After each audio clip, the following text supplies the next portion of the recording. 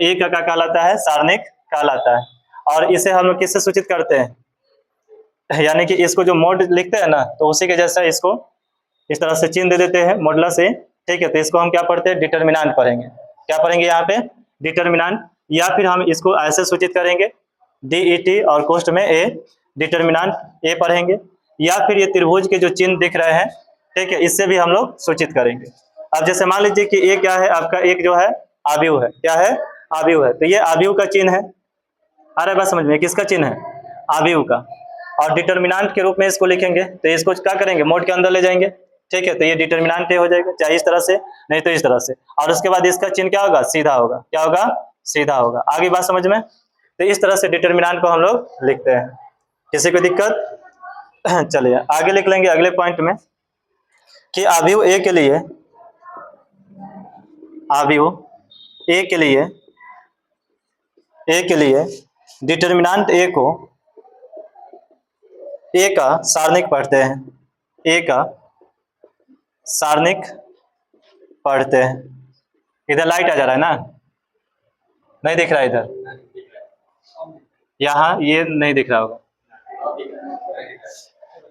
अरे मोबाइल में बात कर रहे हैं, ठीक है। चलिए दूसरा पॉइंट लिख लेंगे, केवल वर्ग आव्यूहों के सारणी होते हैं, केवल वर्ग आव्यूहों के, यानी कि वर्ग आव्यूहों के सारणिक होते हैं। ठीक है, केवल जो है वर्ग आव्यूहों के क्या होते हैं, सारणिक होते हैं।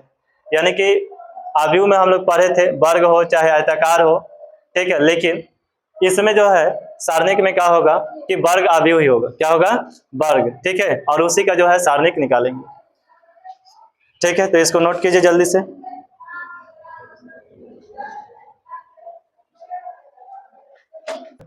एक सारणिक है, ठीक है, इसका एग्जांपल ही ले लें।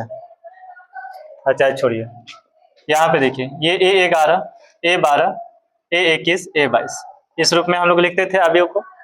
ठीक है, तो इसको हल कैसे करेंगे, यानी कि डिटर्मिनेंट का मान निकालना हो तो कैसे निकालेंगे। तो या तो इसको इस तरह से लिखेंगे, ये डिटर्मिनेंट हो गया। अब जो है ये आपका A11, A12, A21, A22 हो जाता है। आगे बात समझ में। अब क्या करेंगे, इसको हल करने के लिए तिरछा तिरछी गुना करके, ठीक है, घटा देंगे। तो A11 में A22 से गुना हो जाएगा, A11 इंटू A22 घटा A21 इंटू A12। ठीक है, और इस तरह से क्या करते हैं, निकाल लेते हैं। आगे बात समझ में।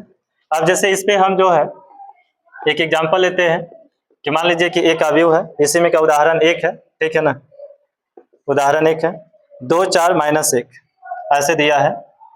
इसको मान लेते हैं A, डिटर्मिनेंट के रूप में दिया हुआ है 2, 4, -1, 2 का मान ज्ञात कीजिए। क्या ज्ञात कीजिए, मान ज्ञात कीजिए। तो कैसे हल करेंगे, अभी आपको बताया ना, तिरछा तिरछी क्या करेंगे, गुना करके घटा देंगे। तो 2 में 2 से गुना होगा, -1 में 4 से गुना होगा, यहाँ पे माइनस होता है, और -1 में 4 से गुना होगा, -4। ठीक है, अब इसको हल करेंगे तो 4 कोष्ठ हटेगा तो माइनस माइनस क्या हो जाएगा, प्लस हो जाएगा। तो ये 4, 4, 8 हो गया। तो इस तरह से निकालते हैं। तो ये 2/2 कोटि का, क्या है, 2/2 कोटि का। 1 कोटि का सिर्फ वही मान हो जाएगा। 1 कोटि का लिखेंगे तो किस तरह से लिखेंगे, मान लेते हैं यहाँ कोई अंक होगा A11 तो हो गया, बीच में चाहे A हो जाएगा यहाँ, तो इसका डिटर्मिनेंट भी क्या होगा, तो इसका आंसर भी क्या होगा, A। आगे बात समझ में। तो 2/2 कोटि के हो गया। अगर मान लेते हैं कि 3/3 कोटि का दिया रहे तो कैसे हल करेंगे। तो चलिए पहले इस एग्जाम्पल को नोट कर ले। इसी पे एक उदाहरण 2 नंबर क्वेश्चन है, ठीक है, देते हैं बनाने के लिए। उदाहरण 2, ठीक है, x, x + 1, x - 1 और x, इसका मान बताना है, मान ज्ञात करना है। बताइए क्या होगा आंसर।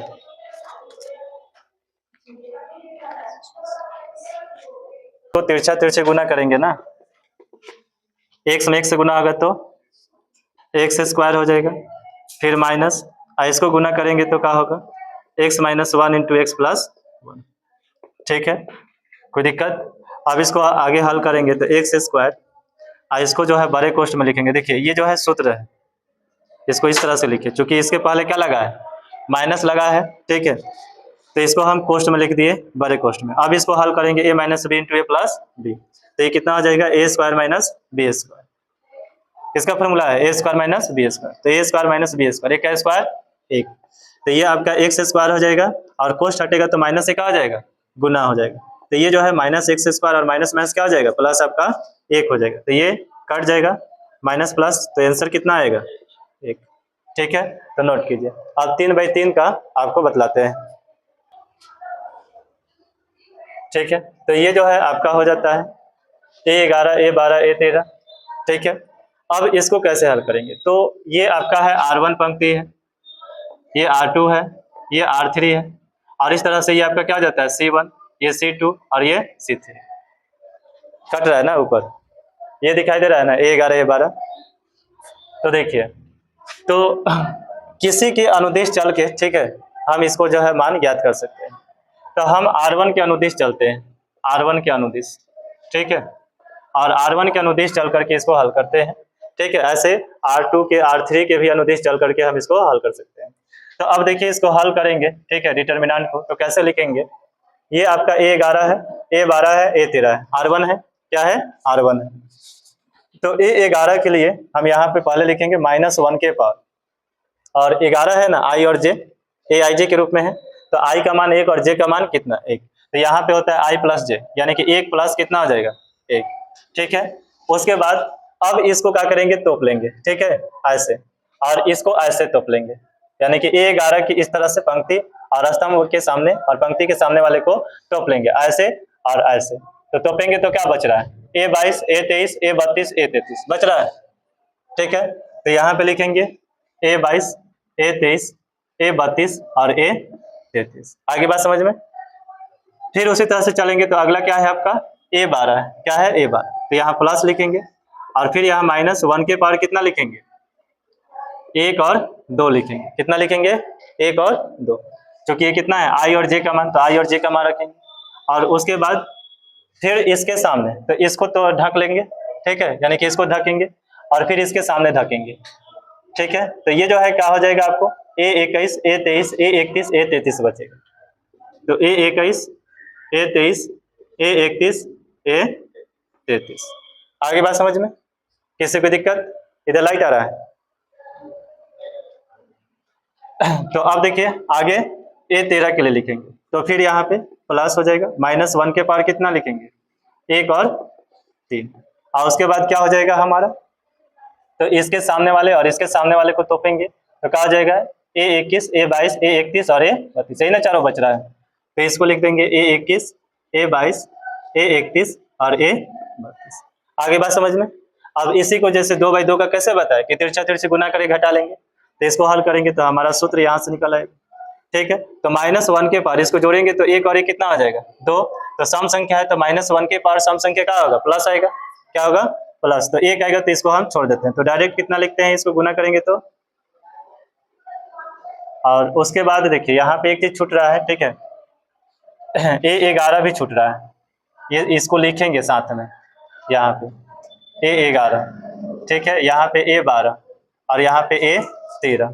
ठीक है, तो ये कितना हो जाएगा A11 हो जाएगा। आगे बात समझ में। और उसके बाद अब इसको तिरछा तिरछी क्या करेंगे गुना करेंगे, तो A22 into A33 minus A32 into A23। कोई दिक्कत। फिर इसके लिए देखिए प्लस है यहाँ पे, ठीक है, और 1 और 2 है, तो जोड़ेंगे तो कितना होगा 3, तो -1 के पार विषम संख्या है तो क्या आएगा -1 ही आएगा, तो यहाँ पे माइनस और प्लस क्या हो जाएगा माइनस हो जाएगा और A12 हो जाएगा। ठीक है, R1 के अनुदिश चल रहे हैं तो इसको लिखेंगे इसके पहले। अब उसके बाद इसको तिरछा तिरछी गुना करेंगे, तो A21 इंटू A33 घटाओ A31 इंटू A23। कोई दिक्कत। फिर आगे चलेंगे, ठीक है, इधर भी लाइट आ रहा है तो चलिए अब इसके लिए लिखेंगे, फिर 1 और 3 जोड़ेंगे तो कितना हो जाएगा 4, यानी कि सम संख्या है तो प्लस आएगा और A13 हो जाएगा। फिर इसको गुना करेंगे तिरछा तिरछे, तो A21 इंटू A32 घटाओ A31 इंटू A22।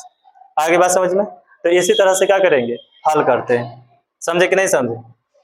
तो ये हमारा सूत्र हो गया। हम R1 के अनुदिश चले, आप जो है R2 के अनुदिश, R3 के अनुदिश, चाहे C1 के, C2 के, चाहे C3 के अनुदिश चल के भी इसी तरह से क्या करेंगे, हल करेंगे। आगे बात समझ में, जिससे चलेंगे उसको यहाँ पे लिखेंगे और उसके जो I और J का मान है -1 के पावर लिखेंगे। किसी को दिक्कत तो इसको नोट कर लीजिए। अब इस पे आप उदाहरण बना सकते हैं। ये एक उदाहरण है, ठीक है। हम R1 के अनुदिश चल के इसको बनाएंगे। तो ये आपका पहला पंक्ति है, तो कितना लिखेंगे, आप जानते हैं कि पहले क्या था, प्लस था, ठीक है। तो ये आप 1 लिख दीजिए, 1, और इसके सामने वाले को और इसके सामने वाले को ढकेंगे तो कितना बचेगा, 3 0 1 0, ठीक है। फिर यहाँ दूसरे स्टेप में क्या आया था, माइनस आया था, क्योंकि कितना 1 और 2 होता है, तो 1 और 2 जोड़ेंगे तो 3 हो जाएगा। तो यहाँ पे जो है कितना, ये पहले 2 लिख देंगे और उसके बाद इसको ढकेंगे तो कितना हो जाएगा, -1 4 0 0। कोई दिक्कत, इसको ढकेंगे तो यही ना बचेगा।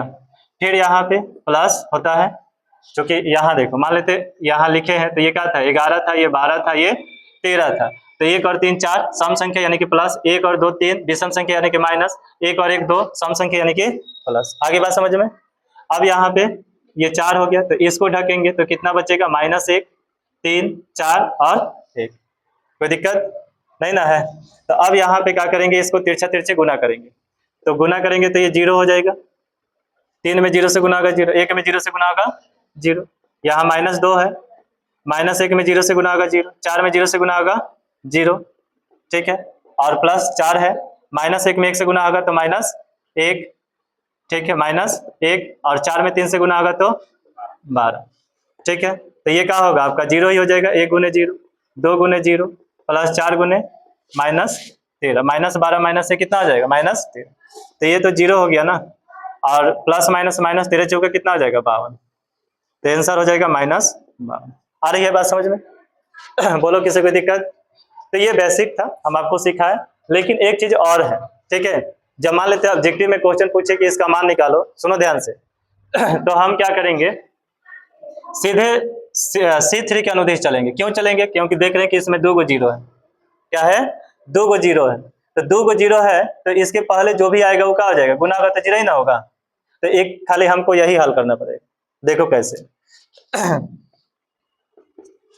इसको जो है C3 के अगर अनुदिश चलते हैं, C3 के अनुदिश, तो C3 के अनुदिश चलेंगे तो ये कितना होता है, 1 और 3 4, यानी कि सम संख्या आएगा। क्या आएगा, सम संख्या। और उसके बाद इसको ढकेंगे तो कितना बचेगा, -1 3 4 1। आगे बात समझ में। और फिर ये दूसरा आएगा तो क्या होगा, 0 आएगा कि नहीं आएगा। तो इधर कुछ भी आए, ठीक है। ये कितना होता है आपका, 21 22 23, तो 2 3 5, तो मान लीजिए यहाँ पे माइनस आएगा। और ये कितना होता है, 31 32 33, तो ये प्लस आएगा, ठीक है। क्या आएगा, प्लस। तो अब इसमें कुछ वो मान रखेंगे, गुना करेंगे 0 से तो 0 ही ना होगा। तो इसको तो हल करना ही नहीं पड़ा, तो खाली एक को हल करेंगे, ठीक है। इसको लिखने की भी जरूरत नहीं है, समझा रहे हैं केवल, ठीक है। खाली देखेंगे 2 को 0 है तो खाली एक को हल कर देंगे। -1 में 1 से गुना होगा 1, 4 में 3 से गुना होगा 12, ठीक है। तो 4 गुने -1 और -12 -13, तो 13 चौका 52। आगे बात समझ में। तो ये इस तरह से आसानी से ट्रिक के साथ में भी बना सकते हैं, समझे। देखें कौन 0 है, तो जिस पंक्ति में चाहे जिस स्तंभ में ज्यादा 0 मिलेगा उस स्तंभ से उस पंक्ति से चलेंगे और हल कर लेंगे, बहुत जल्दी हो जाएगा, समझे। समय भी क्या होगा, बचेगा इस तरह से। तो चलिए इसको नोट कीजिए और आज के लिए रहने देते हैं, आगे हम लोग कल की क्लास में पढ़ेंगे।